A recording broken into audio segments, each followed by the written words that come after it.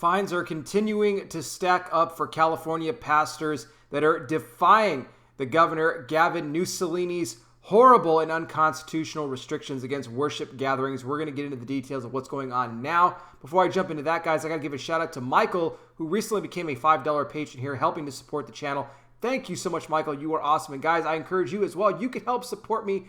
Patreon.com/conservative truth. That link in the description.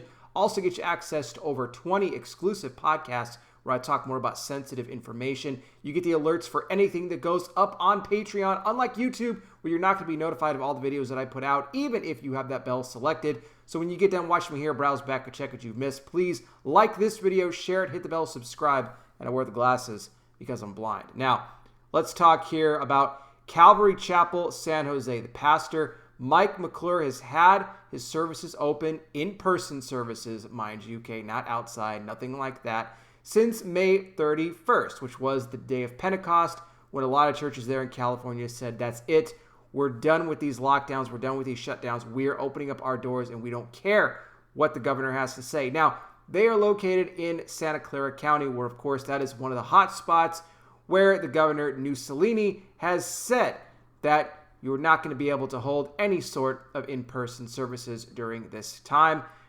And here's the thing. This church has racked up now $220,000 in fines ever since they went against the governor's orders back on May 31st. The pastor is saying that he believes that the church is essential and he is going to keep it going. Now, here's the thing. They have not had an injunction filed against them. Despite going against the governor all of this time, no injunction has really been filed to really get in there and try to stop these services from happening. And the pastor said that he thinks that the reason this hasn't happened yet is because that, well, there's just a fear of public opinion. That if they came after this church and really tried to shut them down, that, you know what, this would just be a bad look for them altogether. But that's not stopping the fines from stacking up on top of them. And he made the comparison as well, like many others have, to Walmart being open. If Walmart can be considered essential, well, you know what? The church is essential as well. They talk about, you know, these bubbles and these hot spots. You got the NBA that's playing in, you know, a bubble right now. They've been doing it. But then again, you got all their players that are around each other. They're not playing with masks on. They're bumping up against each other, everything like that. But, you know, they're trying to tell the church you got to be 6 feet apart and you got to wear a mask and all this. And the pastor at McClure here says, no, it ain't going to happen. It's not going to happen here in our house whatsoever. So, I mean, these fines are going to continue to go up. They haven't paid anything so far. I don't think they plan on it either. But this is quite different compared to what's going on at North Valley Baptist Church, which is in the same county. The pastor there, Jack Treber, who recently complied with the governor's orders and went ahead and moved his services outdoors after racking up over $100,000 in fines. He said that he wasn't going to fight the lawsuit. He said he believes that God told him just go along with it.